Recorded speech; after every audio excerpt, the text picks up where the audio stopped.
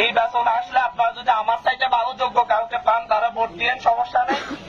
যে যে দল থেকে আসুক কারো মাথা পাঠাইবেন না এই ভোটের নাম করে, এই নির্বাচনের নাম করে। অনেক আবেগঘন হয়ে গেছেন। আমি এখানে নির্বাচনী কোনো ক্যাম্পেইন করতে আসি নাই।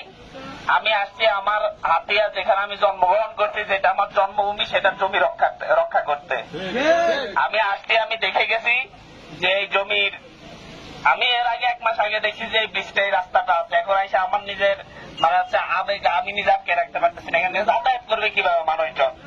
এবং দীর্ঘ সময় ধরে 6 কিলোমিটার ভেঙে পড়ে গেছে, কেউ তাকাই নাই। আমি আসছি, যতটুকু সম্ভব আমার জায়গা থেকে করবো ইনশাল্লাহ।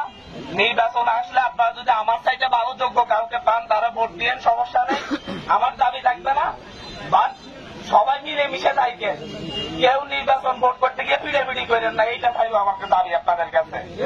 আপনারা শুধু আমাকে বস্তা পালানোর বিনিময়ে কথা একটা দেন যে আপনারা যে যে দল থেকে আসুক কারো মাথা পাঠাইবেন না এই ভোটের নাম করে, এই নির্বাচনের নাম করে।